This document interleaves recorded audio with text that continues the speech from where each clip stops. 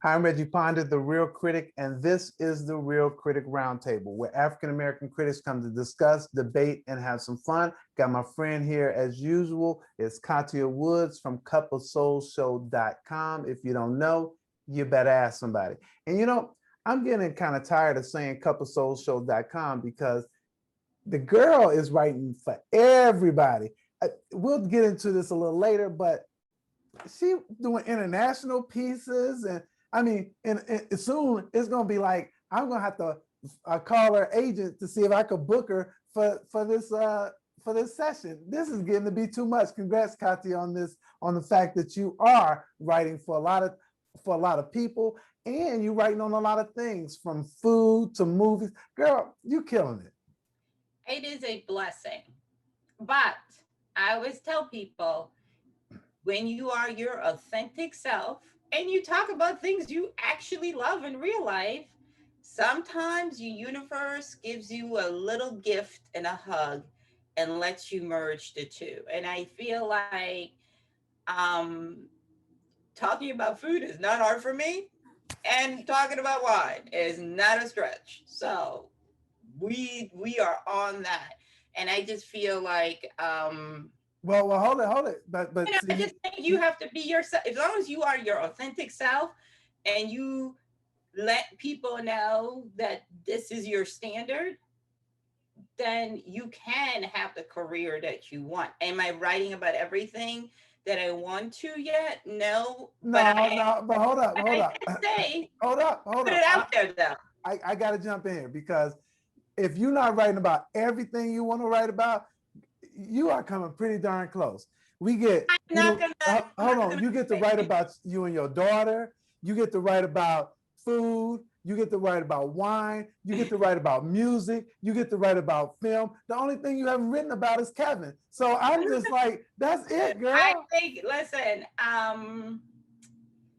I feel like also like you have to manifest some of these things. So say it out into the universe. You know what I mean? I think people are afraid to dream big. My motto always is, "What's the worst thing that can happen? Somebody can say yes." I think we're so programmed to say no, right? Also, like I said, is like my social media is like consciousness. I talk about my dog a lot. What I ate, right? And my sarcastic humor, which is all parts of me, right? I mean, so I am not, I'm the same person online that I'm offline, you know what I mean? And that's just it, you know what I mean? I think we are at an age where it's way too much work to try to be somebody else. You know what? I love that. I love that a lot. So we got, you and I got a couple of movies, actually three movies that we want to get into today. So the first two I'm actually going to ask you to introduce, but the first one is this movie Luca. Tell us what this one is about and tell us what your thoughts are on this one. I so love this movie. It's about a boy who lives with his family under the sea. They're like sea monsters, right? But when they hit the surface, they turn into humans. And the thing is that when you are told not to do something, not to go somewhere, we all know that you might as well just say, do it. And specifically his mother is like, we are here. This is our world. We stay away from the humans. We stay away from the boats. And he, of course, does the direct opposite. And he meets another boy who's a sea monster, but is living above surface. And it's a love letter to, I believe it's a director who comes from a small Italian town, and everything, the characteristics, the Italian passion and everything, and a boy that just wants to live a different life than what his family. And also I love the grandmother. The grandmother is, like most grandmothers, she's rooting for the grandson. And I think you and I have talked about that. We sometimes forget our little people when it comes to movie watching. There's been some things, like we talked about Spirit Untamed and some other things that have not been where you can take your kindergartner, your grade schooler, and your junior high kid. A lot of parents of kids around that age, to the one movie. And the nice thing about this too is, and I know a lot of people are going to be upset, you can watch it at home. There are some places you can see it in a theater, but you can sit the kids down. Everybody gets their own popcorn, their own juice box or whatever it is that they drink, and just peacefully. And even if you don't want to see it, I encourage you to see it with your kids. You can get up and do what you need to do, and the kids are going to be occupied for a couple hours. But So it's just beautiful. It's just beautiful. it's really interesting. So there's a couple of things that I really like about this film. I think the first is that the underwater world is shot so well. It is beautiful. It shows that they have a whole ecosystem down there. And I would say that the people are calling them sea monsters, but they're sea creatures. And as sea creatures, they're being told, they're being othered, and people are like so scared of them, so they're calling them sea monsters. So I like the fact that the underwater world has this ecosystem and it's beautiful, and I think they shoot it really, really well. I also like the fact in this movie that there's a nice bit of humor. I think that you bring out a really good point about don't tell a kid something not to do. Don't tell your youngins don't do it, because as soon as you say don't do it, that's one of those things that they're gonna do. But there's this thing that I like the most in this is that at first I felt, where are the young girls?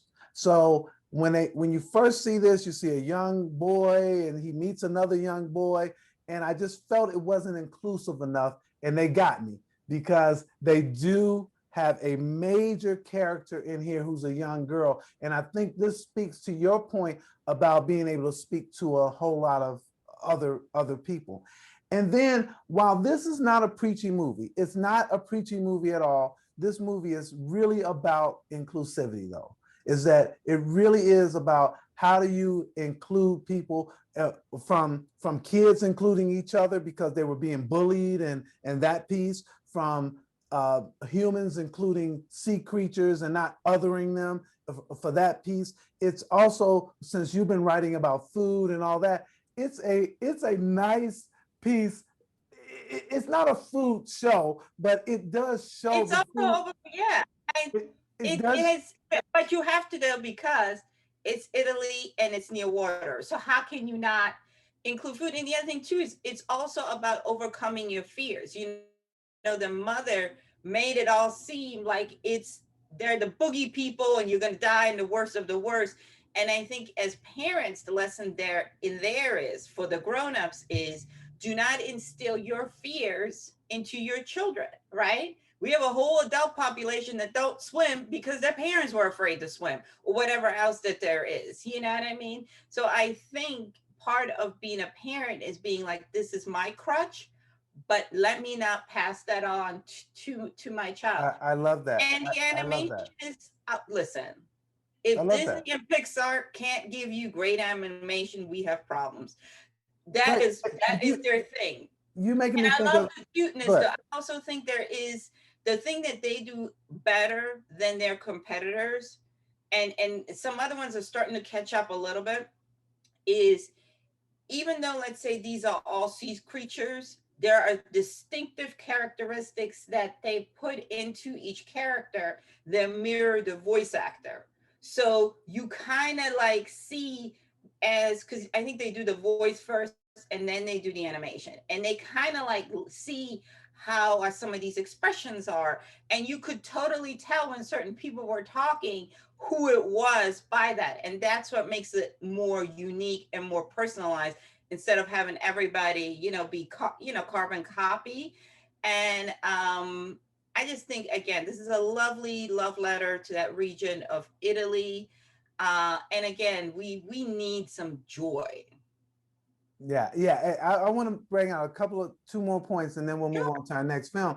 But uh, they also do a good job when I talk about inclusivity. Is that the father in this has only one arm, to include a character that was born like that. So it was nothing. it's just some real thinking that has to go into doing those types of things and adding those touches. He's just a regular character. Thank you. He's not othered. He's not He is he's not not other. like any less. The boy don't love his dad any less, and is not ashamed of him because he only got one arm. You know what I mean? It's these really nice things that they do in these kind of stories, and I do think that this is for younger people. For me, I enjoyed it, but would this be a movie that I would have personally have run to? No, I want to say that to the parents because I've sat in a lot of these movies. So this is not a movie I'll be like, oh man, I gotta see it. But because I saw a lot of really, really good things in it. I don't think I'm disagreeing with you on this, but this is where I'm going to push something maybe a little bit different. I'm thinking this is a theater movie for me. This is one of those movies that if you can stomach, whatever's happening in your community as it relates to COVID, this is one of those movies that I think you would have so much more fun in the theater with, and that if your parent takes you, they have to watch it. See, I don't want them to not watch the movie with you. And I agree. It's a great um family movie night. Some of my neighbors, what they do here is they put the sheet up and they do like an outdoor theater thing, and I think that's also really cute. You know what I mean? And again, we have not had a lot of movies for younger kids where they can digest it, they can understand it. Cruella was great, but it's not, there's some stuff going on that if you're 5 or 6, you're going to interpret a little bit differently than if you are, 10, 11, 12. And again, we got to keep remembering the average family that has 2 or 3 kids, the kids oftentimes are not grouped within the same age range. So it becomes really, really hard. How do you choose entertainment for everybody? It's like, there's a reason why amusement parks are at the top of the list, because you can do something with the little one. You can do something with the little one. If you got a teenager, you can let them run off and do the roller coasters and stuff. And I think that's important. We keep forgetting that, little people, as I like to call them, deserve entertainment and they deserve stuff. And again, I love stuff that sparks a kid's imagination without, like you said, without it being preachy. It was not really preachy. Cute. And again, Halloween, don't be surprised you see a lot of sea creatures. When you walk into the store, because they do the merchandising better than anybody. A lot of us got stuck at the Disney store. My daughter had every princess outfit. So when you go into your Targets and whatnot, don't be surprised when the display is like all of that. But it's so cute. this is a watch it for me. I'm definitely saying that this is a watch it. If for the kid at heart, this is probably going to be a great movie for you for you non-parents who might like it. I like this. I'm just saying I love it because it wouldn't have been a movie that I would have gone to. I love it for what it is. I think it's a very, very well done. So I'm saying this will watch it. Is this a watch it for you, Katya? 100%. It's a watch it for me. Excellent. So now let's move on to another movie. Katya, it is No. We're not going to talk about. What are we going to talk about? We're going to talk about Miss Juneteenth. Okay. Yeah, we're gonna talk about Juneteenth. So Juneteenth is this weekend coming up, and there's a movie that came out called Miss Juneteenth. Now, full disclosure, I have a friend. Let's see. I think that person's name is Katya Woods, and she'll call me up and say, "Reggie, have you seen this movie yet?" And I had not seen it because Katya went someplace to some festival or whatever, and she saw it before me. And she said, "You're going to like this movie." So Katya, introduced this movie, Miss Juneteenth. Channing Godfrey Peoples directed this, what I call a love letter to mothers and daughters in small towns. And it's about a young woman who was Miss Juneteenth. And Channing is from Texas. She is from a small town, and they have a pageant. And with that pageant, I believe you win a scholarship to go to college. And this young woman, Tempest, was, she was smart. She had everything going for herself. Beauty queen. She goes to college and she gets pregnant by her high school boyfriend. And, this changes her life. She comes back to the town. She had to leave college, and she now is a single mother struggling, bartending, and she does makeup for at a mortician at a funeral home. And it's just, this is not the life she dreamt of. However, she's determined to give her daughter the opportunities, or to make sure her daughter takes advantage of the opportunities that she didn't take advantage of. So throughout this movie, you see a complex, and also she has a complex relationship with her mother. You have the Black church, you have trauma that's passed on from generation to generation, and you have a daughter who is screaming to say, I understand, but don't punish me for your mistakes. Don't punish me for someone else. Allow me the chance to live my life. That doesn't necessarily mean that I'm going to end up pregnant and whatnot. And we're not even going to talk about the father, who is just, it's also what I liked about this film was the relationship between the mother and the father. They love each other, but they have no business being together, So because I he want to knows speak. what she needs. I want to speak to this. And so I hate, as a father, I hate it when we're showing men not taking care of their business. I'm like, here we go again. And I think that you actually put it beautifully, is that they do love each other, and it's very, very evident. They just are not right for each other. And what they did in this film for me is that they made him not a bad guy, but the bad guy in the relationship. So they gave him dimension and agency. You could see how he loved his daughter. You could see how he was really trying to get a piece of his own, just like she was trying to get a piece of her own, to show the mother, excuse me, to show that she could do something, that she could accomplish something. He was trying to do that too. It was just that he didn't have all the stuff going, and he was a little trifling. So, He was but selfish. He was selfish. He he did not. I think this is why I'm glad you said that. I said, when I spoke to Nicole Bahari about this, I said, they are codependent. They're both the problem. She knows. He has, what did Maya Angelou say? When somebody shows you who they are, believe them. He has shown her multiple times that he's not dependable when it comes to certain things, right? And yet she's still kind of like is hanging on for what if, which now you are an active participant in the dysfunction, because this person, it's like when you invite a no, thief no, into your no house doubt, and you're no doubt. surprised that they stole from you. You know what I mean? Like, that's what they do, but you let them in. And I feel like there is a turn in the film, and she does this so beautifully. It's not words, and you can elaborate here, where he is talking to her, after the whole dress situation. He's talking to her, and she just looks up and she looks at him, and it finally starts clicking for her, right? It's like she sees him for the first time, not the guy that she's in love with, not the high school guy, not the guy that that makes her feel other things.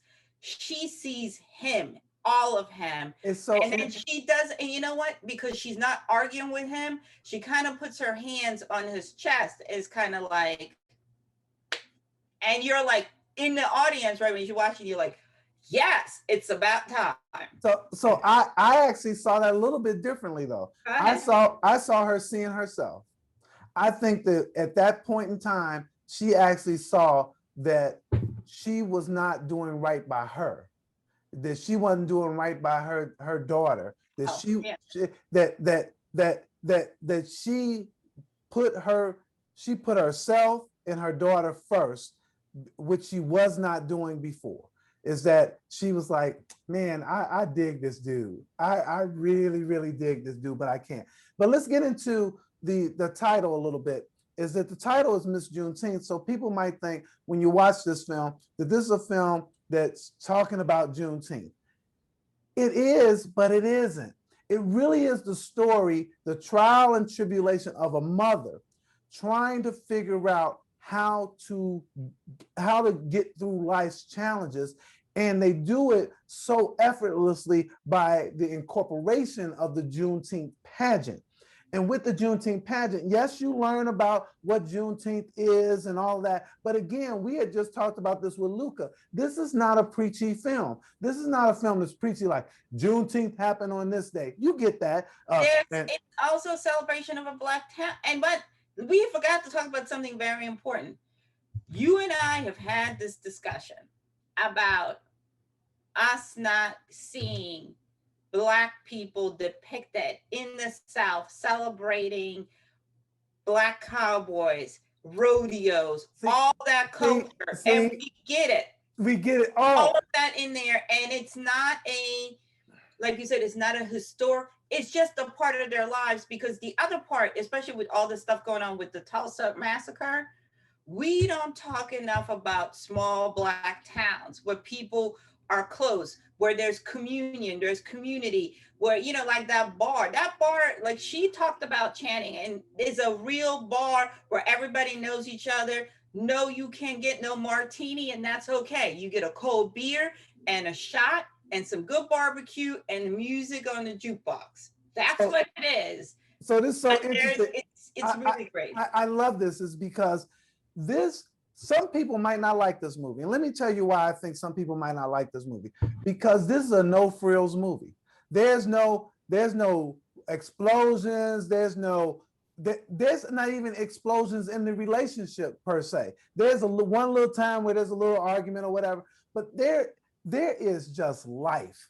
This is a real story. And I'm gonna tell you, while it's about a small town, which I love, they had two Texans in this. The father is from Texas and the young daughter is from Texas. So they get the dialect right. I mean, they get all that hole in the ground, that juke joint that you go to. However, it can also be transposed to any Black city in this country, to Chicago, Houston. You could see that you probably have a bar like that in your neighborhood where you walk in, they know your name, they know what kind of drink you like. They're probably playing a certain type of music. You're not coming in there playing whatever these young kids are today, no Travis Scott or whatever. You've got the TV on the sports channel, Chicago teams, of course.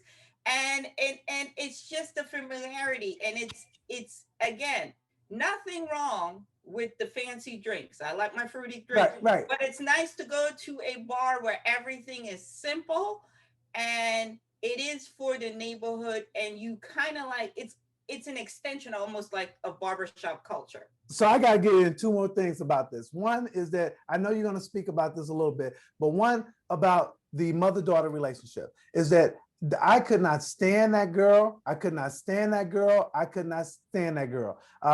And because she was the daughter, because she was disrespectful and disobedient. But what I liked about the story is it's true. Mothers can speak to this. When you get that girl at 13, 14, 15, she is like, and she's rearing up against her mother. So while I didn't like the depiction, I like the depiction because it is so true. And I think that what Channing did in this is that she took all these real true things where you're watching this and you can feel it. But what I really, really liked about this is that the mother and daughter loved each other. You could really see that they loved each other, even though they had these conflicts, even though they had problems. Sometimes the way they looked at each other, I had a little tear in my eye. Oh, for sure. Because I was like, all about love. I was like, oh, I love that. And then the last thing I want to say, and I'll let you with the last words, is that Juneteenth is about freedom. It was about this proclamation that told people that now you are free. And I think the connection here is that the mother was binding her daughter, that she was constraining her daughter's freedom by trying to mold her into the way in which she wanted her to do. And what this movie reminds me is that freedom isn't free. Is that, but what And so no proclamation can really prepare you for these challenges of life, but love can really help you meet those challenges head on. And I think that Channing did such a great job of showing us that. Katya. I think the other message that I got, because I've gone through that with my own mother, and my mother is a good woman. You cannot put certain expectations on your daughter.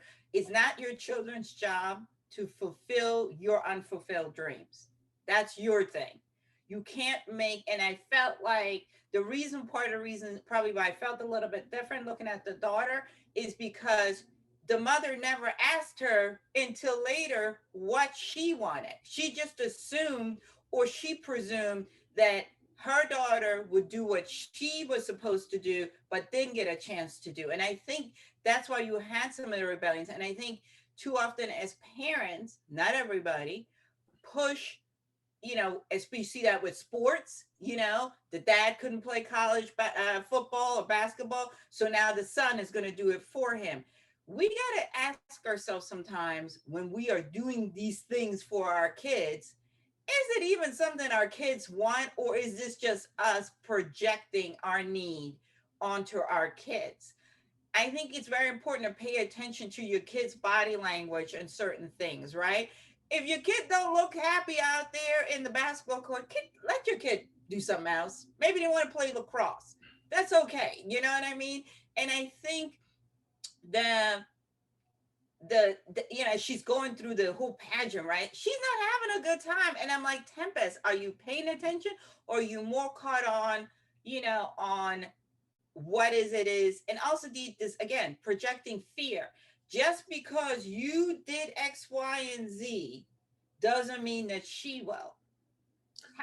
You're right. I mean, you're right. But there's this thing that there's this balance of being a parent who is protecting your kids from some of the same pitfalls to pushing your kid into something that you want to do. And what teenage girls, I had teenage girls, what they tend to do is that they tend to think that their ancestors don't know nothing. That they try to be so free that they don't appreciate the lessons of your ancestors, like good grades, like watching out for the slick little boy. These are things that are, even though mama is being protective, there's still some foundational things that mama is trying to say that, come on now, come on. I just feel like there's a lot of things that you can see in your own life in there. And I'm a big component of, you got to open the conversation, because at some point you're not going to be able to put her on timeout and punish her anymore, right? So you got to leave the door open for communication and for that kid to feel comfortable to come to you. You know what I mean? And again, I totally understood where Tempest was coming from, but I'm like, you're kind of doing to her what your mama did to you, and you didn't like it. So again, it's what Channing did, exactly what you said, is she was so smart. She, without saying it, showed you A to B to C. And if you don't stop and fix it, it's going to go on to D.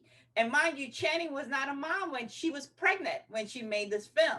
She didn't have her daughter and ends up having a daughter after this. So again, I do think that the ancestors, her maternal instincts came in. And I also believe that if a man directed this film, it would not have had the same soft touches that she put onto it. She could have easily just written this and given it to someone else, but I'm glad she held onto it. And I cannot wait for her to tell more stories. And she's supposed to be doing a series about this, so I'm really interested in meeting some of the other people in that town. I love that bar scene. And then you saw the barbecue. Now, mind you, Sundance, the food situation is dire.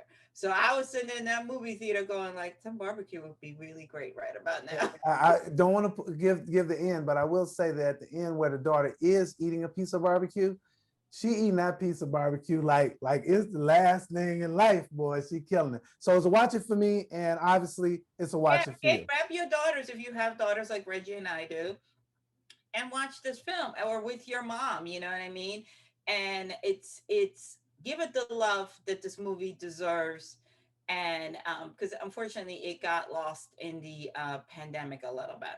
So here's my thing for you guys who are watching. I appreciate you guys watching as well.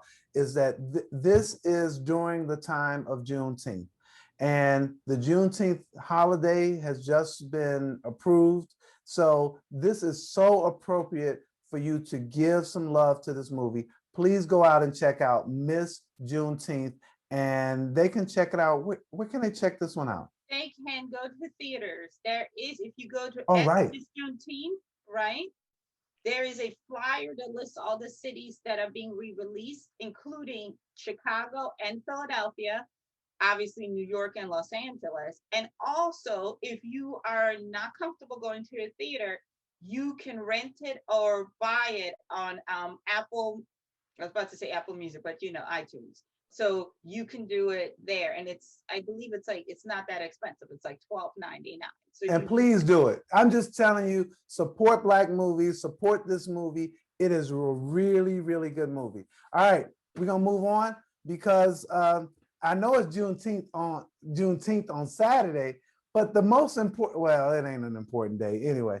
We got it is. I agree with you. I'm gonna say it for you. We really do go all out.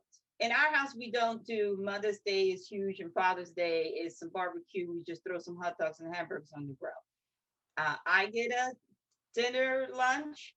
He gets a dinner lunch. That's just how we've always done it. Also, uniquely in my house, his birthday and Mother's Day tend to coincide, and my birthday and Father's Day tend to coincide. So we tend to do like a double celebration. But I think it's important. Like Reggie said, we've had a lot of stuff written about the horrendous fathers, and that's not who we're talking about on Sunday. I know a lot of women are doing double duties, and salutes to you. But Sunday ain't the day for you to take away from the men. Talk about that on Monday. You can go back and say, I've been doing it on my own. Give the men their day. There are a lot of amazing fathers that are doing the right thing, even if they're not together with the mother. They are showing up at the ball games. They are showing up for parent teacher conferences. They are right there to do the college visits, teaching how to drive, whatever you need. It's not just, I really need us to get away. Money is important, don't get me wrong, because kids don't need sometimes. But I really want us to understand being a parent, and because some people just do the check part. That's not being a parent. Being a parent is showing up. Being a parent is doing the homework. Being a parent is that drop off at school where the teachers and everybody knows both of you. Do you know what I mean? And I do think there are a lot of fathers, especially because it's changed a lot, right? The moms used to do all of that. The fathers showed up for high school graduation.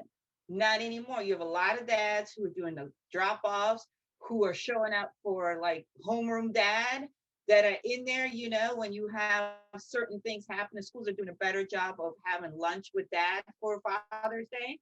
So I think we have to celebrate the dads that are getting it right. That's it. Point. And also, I get it. Men aren't like, oh, I want to go to brunch, unless you do. That's your thing, right? But if your guy wants to go, I don't know, like Chicago's great baseball teams, and you know that's what he's into. Take him to a ball game. Go as a family. If you know, like Reggie said, he likes barbecue. Again, if you're not, if you're not wanting to go to a spot, bring the barbecue to the spot. Do a thing, do a luncheon, Bring it out there. I'm with. So, as you probably understand, we're talking about Father's Day, which means we're talking about the movie Fatherhood. Absolutely. This is a movie starring Kevin Hart, and Kevin Hart plays a widowed husband who he lost his wife during the complications during childbirth. So he's really left to raise his daughter, Maddie, as a single parent. And what it does is it showcases the challenges of being a father, as well as the grief of a husband and the grief of his in-laws. So the questions in this movie are, will Kevin Hart's character be a good father? Will he have the support he needs to raise a happy and healthy daughter? And will he be able to work through his personal grief? So I like this generally. And I'll tell you the things that I liked about it is that because it looks at some real issues that a widowed father would encounter, and includes doubts from his friends. His friends and family are doubting, like, nah, that dude, he not gonna be able to do it. It includes the issue of trying to date, after you've lost a spouse and what that means. It includes the the domestic issues that you need to learn how to do as a father. And then it also includes, how does having a full-time job impact your ability to be the type of father that you want to be? I think that there's some several touching moments in this film when you see the bond that Hart has with Maddie, his daughter, who's played by Melody Hurd. And I think that they have a solid chemistry. I like the chemistry between the two of them. I also think that his romantic relationship with DeWanda Wise feels kind of easy and not forced. Unlike most of the movie, that relationship, they didn't try to force in these jokes and stuff like that. I think the problem is that the first half of the movie seems like they've tried a little bit too hard to be to to not make it a straight out comedy, but to insert these funny moments. And most of them didn't work for me. Little Rail's character, I didn't spark to that character, and it didn't really work. It also could mean that they were trying to give Hart these funny moments, which I don't think he needed. I think he actually was at his best in this film when there weren't these little funny, feel good moments that I know that the writers were trying to go for. I don't know, whatever it is, for me, fatherhood really took some time for it to settle in. But maybe that's just like fatherhood, because for us, it does take a little time for us as fathers to really settle in. But I think the difference in the movie for me is that the missteps in the movie are probably more self-indulgent. Some of the things that they were trying to do with the missteps with fatherhood, it's probably more self-inflicted. We know we do some crazy little things here or there. It gets a passing grade for me. I would watch this movie. I think people are actually going to enjoy it if you sit down and watch the movie and all that. My biggest thing is that we do get to see the many aspects of being a father, but not until late in the film do we really get to see the honor of being a dad. I'm saying this will watch it for me, but I think after Father's Day, you guys will forget this one. Katya. I think that a couple of things for me. My issue with Kevin Hart always has been he's not as great as he says he is, as far as an actor. And this is based on a true story. So you can't be playing around because someone died. You know what I mean? So you got to kind of like take it seriously. Let's talk about the things I did like. I liked how we don't realize, in this film does a good job of pointing out how so much is geared towards mothers. It's not geared towards parents. And as much as we talk about the men not including us, these mom groups are not very welcoming to single fathers all the time. They're not very welcoming and supportive of understanding that not all parenting is done by a woman. So that is very much true. And I think we made progress, but we need to do better. This is not being about political correct. It's about the reality of things. You know what I mean? Parenthood looks different than it did 30, 40 years ago. Also, the reason I feel like they did a good enough job in this, not great, to honor the story. Because at the end of the day, did it take away from a real life situation, an issue that is affecting especially Black women that are not getting the medical care that they deserve, or in often cases having said certain things and their thoughts and concerns are not being taken seriously. You know, I had some issues when I was pregnant, but I also had a team of women doctors. I always said is I will never have a male OB ever again. And I was heard. I was supported. I had a beautiful delivery. I had nurses that were the bomb diggity. and all of that. But not a lot of women will tell you. This is why you see a lot of women going to midwives, because they're not getting the nurturing and the support and the understanding that they deserve. So in that way, it was really important. I'm like, they got that part. They weren't trying to kiki. I understand, but I agree with you, Reggie, why they put those pockets of comedy in. Kevin Hart, and I'm going to try to say this as nicely as I can, has his range is not that up and down. If this was Eddie Murphy, they could have really let it go. They could have really opened it up, right? Or somebody like a Robin Williams, because they have more range. They're not just comedians, they're good actors. So here's the thing I always say is we have to believe you and we have to be willing to go on a journey with you, especially when it's something like this. And hence that's why you felt you didn't go on this journey with him until the latter part of the film, because it took him a minute to get a hold of the character. And I think that's a legitimate thing. I mean, I've had this conversation, or somebody like a Jamie Foxx, he definitely would have been, he had the emotional range, all of that to do it. Now, I understand that, personal goals and then there's reality. Kevin Hart's goal is to be in that group with the Jamie Foxxes, with the Eddie Murphys, and the list goes on and on. The issue is the talent and the ambition don't match. And I don't know. We are how many movies in, and I don't know if he works with an acting coach. These are all questions I always have to help him lose some of these bad habits. And I also don't think, that's my personal opinion, that he doesn't have enough people around him, or maybe he does, he's just refusing to listen, because these last couple of interviews have been horrendous, for it to say, you need to push harder, or you need to get yourself into this type of training to get to where you say you want to be.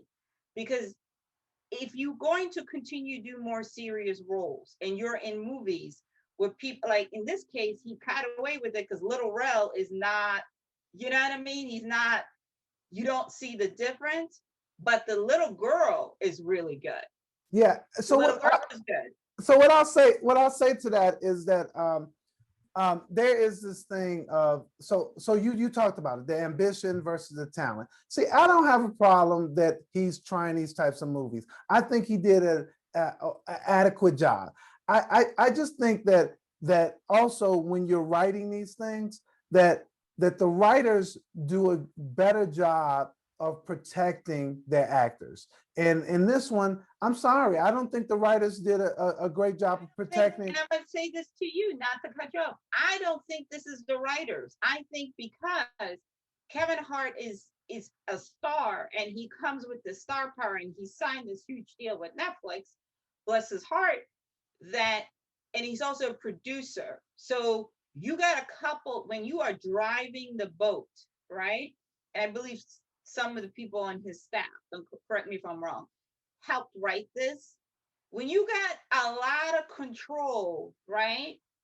And you're, let's say you're not part of the clique and you're just the writer. How much do you think you have leverage to say this needs to go like this? I hear you, but the reason I put it on the writers is and this could be wrong, is that the Little Rel character really felt out of place for me. It just didn't gel with the rest of the stuff for me, and because of that, the jokes that he put in there, it just made it kind of bumpy for me. When we get to just Kevin Hart and Melody Hurd and DeWanda Wise, the three of them make it more believable for me, and I can get into that. I think that Alfred Woodard in this film was really good. I love the interaction between the two of them because I felt like that's what a grandma would be like. But but here's the thing though, right? You said it best. You kind of made your point for you. I believe the Little Rel character was put in there to help Kevin Hart, right? You're not going to phone it in around Alfred. She's way too good of an actress. She's been around way too long. The little tricks and stuff that Kevin Hart does and all this other stuff, you can't play with her like that. But that's She's gonna good. push you. But that's good. And That I means agree with you. And that's what I'm saying. When you are around, she will push you to be authentic and bring out certain things, which again lets me know is if this is the goal, are you willing to do the work? And I don't mean like, what is it we always say? Just because you work hard doesn't mean you're working smart.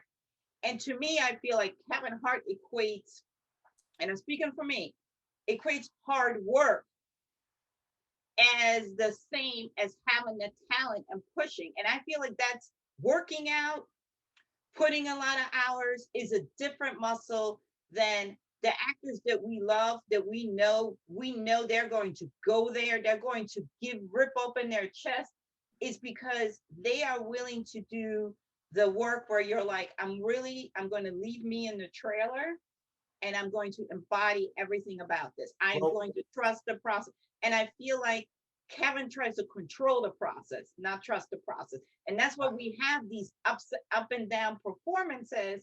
And it's hard. And I'm just saying, just hearing Kevin talk in these interviews, I cannot even begin to imagine. There's a reason why I always say he hasn't worked with certain directors, because you're not going to tell Martin Scorsese or Steven Spielberg or whoever you have there this nonsense. You're not. It's and just not gonna so happen. with that, Katya, I'm gonna have to be controlling because we got to get into two more things before we're done today. So for me, this is a watch it. It's a mild watch it, but it's a watch it. I think families will enjoy it and have fun. I just think that it just wasn't a home run for you. For me, I'm glad this isn't streaming, because I don't necessarily feel like this is something that you would run out of the house to go see. So this is in the perfect place because you can kind of like go with it or you can opt out. And I'm with you, Reggie. It's a mild watch it. Excellent. All right, so I want to get in a couple of things, and we're going to have to spend like 2 minutes each on each. And this is our segment called Worth Watching. And I think that it's really worth watching. And both of us are going to talk about documentaries. This documentary called A Crime on the Bayou. And it really is the story of this guy named Gary Duncan, a Black teenager from this parish south of New Orleans. And in 1966, he tries to break up a fight or a potential fight between two Black kids. One of them is is a family member, and he's riding. He stops and see these white kids around the two Black kids. He stops to try to break up the fight, and he touches the white kid on the elbow. They charge him with assault, and this thing becomes like a landmark case where it goes all the way to the Supreme Court. He was arrested many times. He's in this very racist community, and it is the real story about what it took for him. And they interview him, they tell the story, they read the transcripts of a number of the trials that he had to go through. They show where people were lying. It is absolutely positively riveting. And it is the story of Gary Duncan. It is called A Crime on the Bayou. This is, I am totally recommending this film for people to watch, because you will sit there and be like, wow, I've heard of Emmett Till. Wow, I've heard of this, but you haven't heard of this case and this guy in this case, and it went to the Supreme Court. It's called A Crime on the Bayou. Katya. I saw a documentary about Buddy Guy, the blues singer, and it's in his voice, which I love. I'm a huge component is, let's make these movies where the people that were there and the character was alive, so we don't get the washed down or whatever story. And it's really inspiring because, like a lot of blues singers, he's from the South. He grew up dirt poor, and he really changed the medium. It's also about staying true to yourself, and him saying no. A label didn't believe in him. He went on and did his thing. And then the label is like, oh, now we want to work with you. And he was like, no, thank you. You either believe in me or you don't.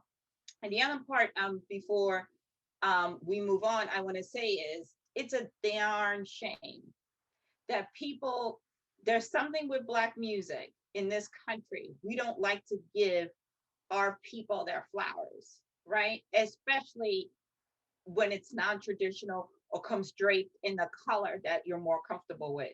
If it wasn't for a lot of these overseas, these British rock bands like The Who, the Rolling Stones, that really were so, that's the reason why they started bands, is these blues singers.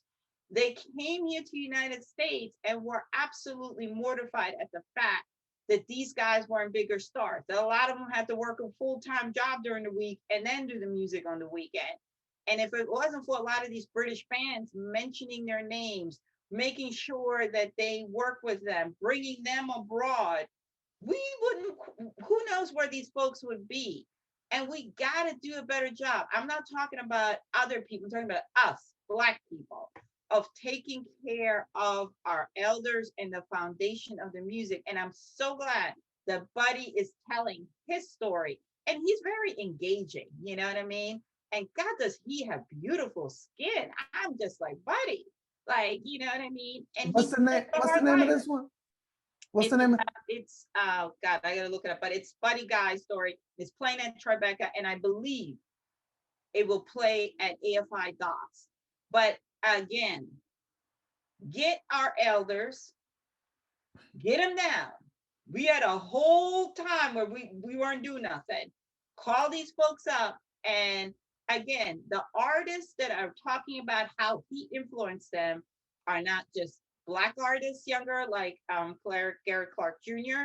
It is white blues artists. So again, take care of our elders. Don't be talking about them, because Buddy's in his 80s. So I really thank you for that. I want to make a quick comment, is that I think part of this issue about not giving our people our flowers is that everybody's on their individual hustle. And when you look at that, I've spoken, and you've probably had more interviews with celebrities than I have, but when you talk to them, they let us know, at least they've let me know, that they're not as famous as you really think they are, that they are all on the struggle for that next gig.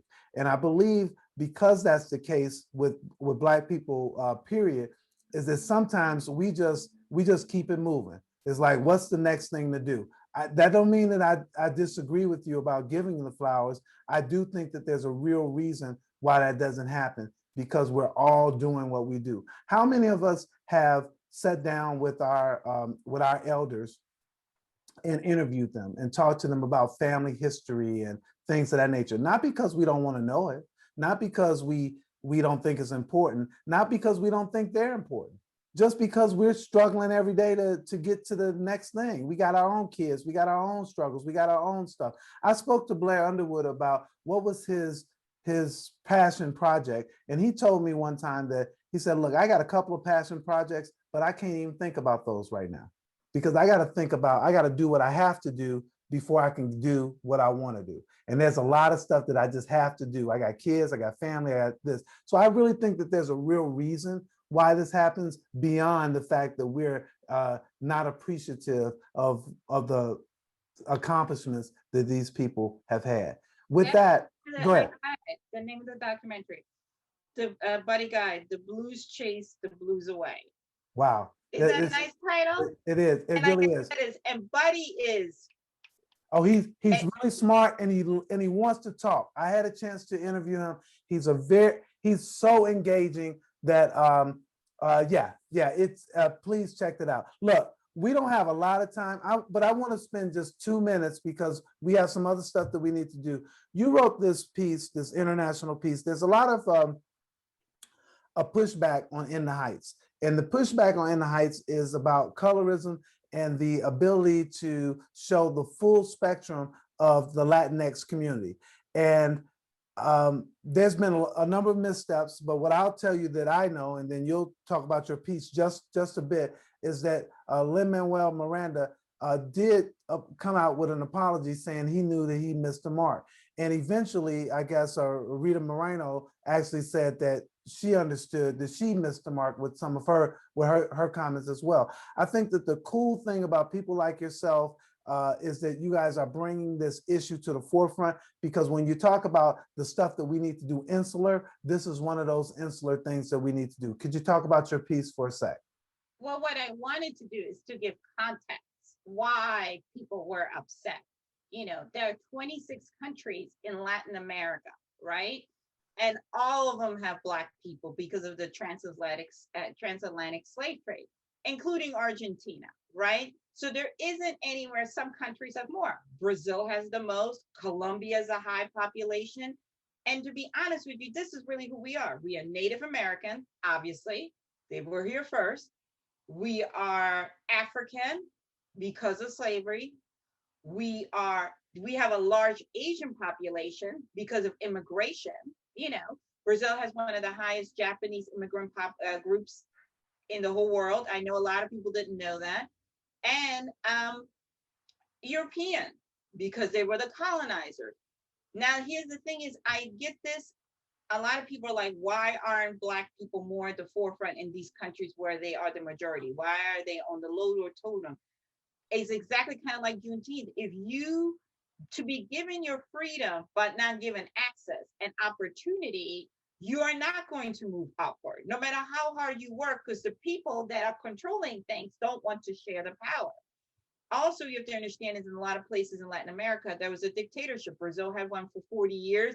You look at Chile, Argentina, you know, it's a mess politically. And so you have that on top. So you can't really fight for civil rights when you're fighting to live, you know. There was stuff going on, and my parents, both of my parents were young people during a dictatorship where your neighbors were disappearing and you don't know why. So at that particular time, you're just trying to survive in a very crazy environment. Having said that, is we're talking in the Heights is make believe. Let me give you a 5 cent tour. It's make believe, but we're talking about a specific location that you can go to. You can get on the train, you can drive, and you can see for yourself what that neighborhood, Washington Heights, looks like. And that neighborhood is not predominantly white. It's called Little DR, and that's the problem. What we know exists and what you saw on the screen did not mirror. And that's what I wanted people to understand. It doesn't mean the film's not good. I still say go see the film, but you can't say you're making it and the inspiration was A and then produce B. That's the issue. Simple as that. It's like making Chicago movie about Chicago and you got no Black people in it. No, that's why I love the fact that we bring these things up. And I saw Adriana Diaz on CBS this morning actually talking about this, and she was like, "I am Afro-Latina," and that she really appreciates the fact that the conversation it has been brought up.